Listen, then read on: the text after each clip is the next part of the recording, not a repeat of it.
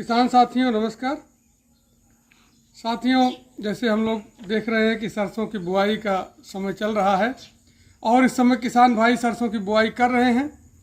तो यहाँ पे हम लोगों की ये बात जानना ज़्यादा ज़रूरी है कि सरसों में नाइट्रोजन, फास्फोरस और पोटास के बाद जो सबसे महत्वपूर्ण पोषक तत्व है वो है सल्फर। सल्फर की जो है लगभग 16 किलो मात्रा की आवश्यकता होती है प्रति एकड़ सरसों की फसल के लिए। और अगर इतनी मात्रा उसमें मृदा में अगर पर्याप्त रहे तो हमारी फसल जो है उसकी ग्रोथ अच्छी होगी, उसमें अच्छे कल्ले बनेंगे और अच्छा उत्पादन प्राप्त होगा। लेकिन देखा जा रहा है कि ज़्यादातर जो है लगभग 80-90% जो कृषि योग्य भूमि है उसमें इस समय जो है सल्फर की कमी पाई जा रही है।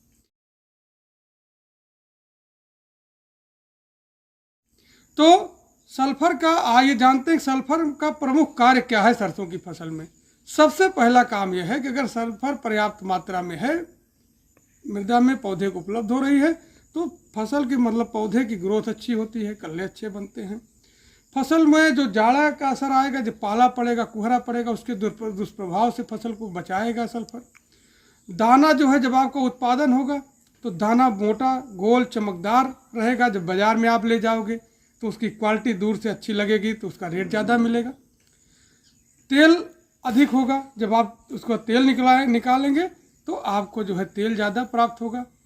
और जो एक और महत्वपूर्ण काम है सल्फर का कि जब हम इसका प्रयोग करते हैं, इसका पानी छिड़काव करते हैं या मृदा में पर्याप्त रहता है तो हमारी फसल को जो है ये रोगों से बचाता है।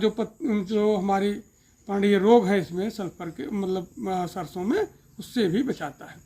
अब बात आती है सल्फर का प्रयोग कब करना चाहिए, कैसे करना चाहिए। तो सल्फर का प्रयोग हम दोनों समय कर सकते हैं।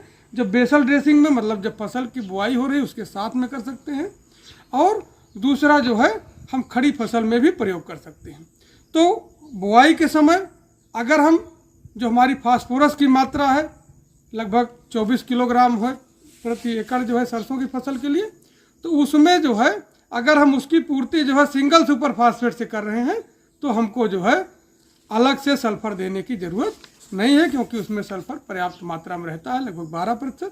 उससे जो है इसकी पूर्ति हो जाती है। दूसरी जो सबसे महत्वपूर्ण जो दूसरा तत्व है वो है जिप्सम।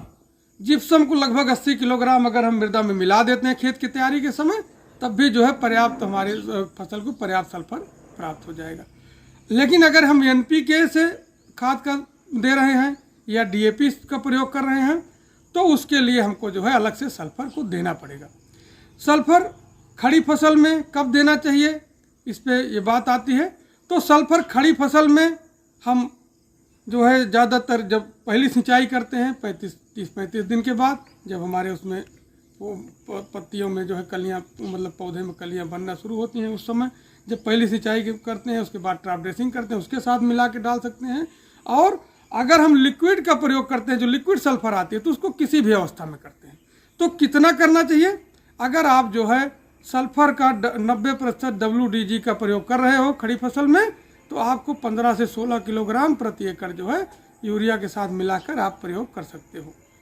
लेकिन अगर आप जो है घुलनशील जो लिक्विड आपकी सल्फर आ रही है, जो लगभग 40% वाली आती है, इंडोफिल या और तमाम कंपनियों की आती है, तो उसको जो है 2 से 2.5 मिलीलीटर मात्रा प्रति लीटर पानी में घोल बनाकर छिड़काव कर देते हैं। तो इस तरह से प्रति एकड़ लगभग जो है 500 ml जो है सल्फर, घुलनशील सल्फर की ज़रूरत होती है। इसको आप किसी भी अवस्था में कर सकते हैं। शुरुआती अवस्था में, फ्लावरिंग स्टेज में, जब उसमें फलियां बन रही होती हैं उस अवस्था में कभी भी आप जो है घुलनशील सल्फर का फसल में छिड़काव कर सकते हैं। अगर आप पर्याप्त सल्फर का समय से आप प्रयोग कर देते हैं तो आप देखेंगे फसल की ग्रोथ, उसका रंग और उसमें जो प्रफुल्लता जिसको आप कहते हैं विगरस जो है, उसका जो है आप देखेंगे ग्रोथ जो है बहुत अच्छी होगी, फसल देखने में अच्छी लगेगी, उत्पादन ज़्यादा प्राप्त होगा, दाने चमकदार होंगे, तेल ज़्यादा बनेगा। तो ये सारी चीज़ें आपको प्राप्त हो जाएंगी। और अगर सल्फर की कमी होती है तो आप देखेंगे 20-25% तक उत्पादन में कमी आ जाती है। तो हम आप लोगों से यही अनुरोध करेंगे कि जैसे अभी हमने बताया कि सल्फर का आप प्रयोग करें अपनी फसल में, चाहे बुआई के समय अगर बुआई के समय उपलब्ध नहीं हो रहा या आप नहीं डाल पाए हैं तो खड़ी फसल में डालें, चाहे वो पाउडर फॉर्म में डालें चाहे लिक्विड फॉर्म में। एक चीज़ की सावधानी आपको बरतनी है कि अगर आप लिक्विड सल्फर का छिड़काव करते हैं, जैसे अभी हमने बताया 2 ml से 2.5 ml प्रति लीटर, तो उसके साथ कोई और खाद या कोई और पोषक तत्व जो है, कोई रसायन, कोई कीटनाशी, रोगनाशी उसमें न मिलाएं। सल्फर का अगर आप प्योर प्रयोग करते हैं तो ज़्यादा से ज़्यादा आपको लाभ मिलेगा। तो इस बात का आप ध्यान रखें और आशा करते हैं कि इससे आपको लाभ मिलेगा। धन्यवाद।